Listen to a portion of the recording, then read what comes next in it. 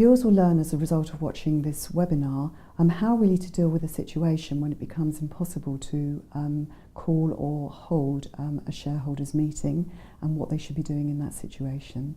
My name's Tina Kerakidis. I'm a barrister at 11 Stone Buildings. I specialise in insolvency and company law, and I also do general commercial law, and I sit as the Deputy Bankruptcy Registrar. Section 306 is a procedural section which is really designed to enable the company to conduct its affairs at the shareholder level. So effectively, if there is, it's going to be impractical to hold a shareholders meeting at a shareholders level, or it's impractical to call a shareholders meeting, really using the Articles and the Act, then Section 306 is a process really designed to overcome these procedural difficulties.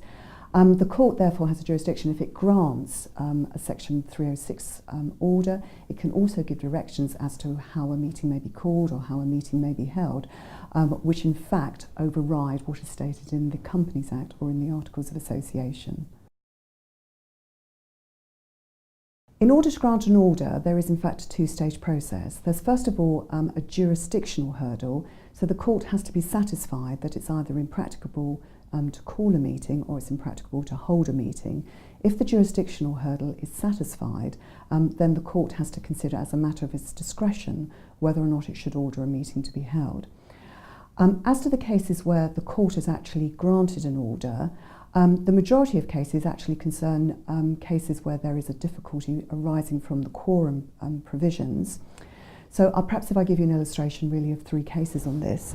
The first case is H&R Pool, and in that case, that was a case where there were considerations regarding a takeover of a company, and because of various provisions, there was no longer any directors of the company.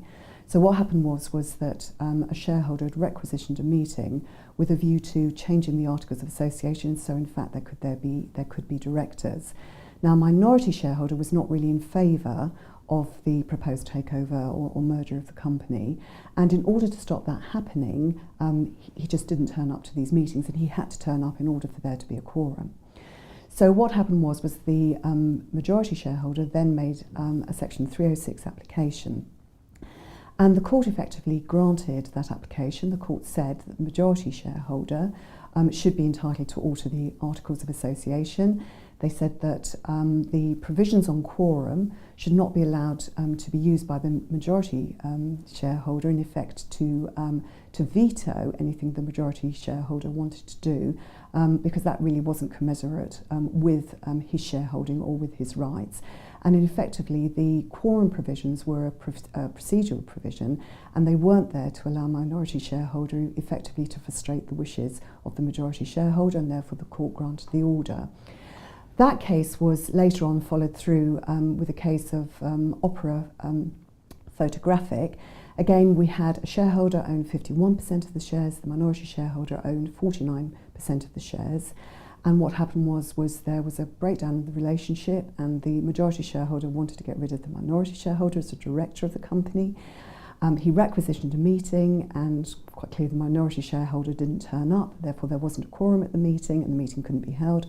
So the majority shareholder made an application for the court to order a meeting, and the court ordered the meeting and said again that the minority shareholder shouldn't be allowed to use the quorum provisions as a veto to frustrate the wishes of the majority shareholder, and effectively said that if the effect of the resolution, in other words to remove him as a director, worked in a way that was unfair to him, he might be able to bring a petition under what is now Section 994 of the Companies Act. Finally, there's the case of Union Music against Watson, where the court said really in the absence of class rights or in the absence of deadlock, and I'll deal with those two situations just a little bit later on, that really the rights of the majority shareholder in fact should prevail against any countervailing procedural restrictions.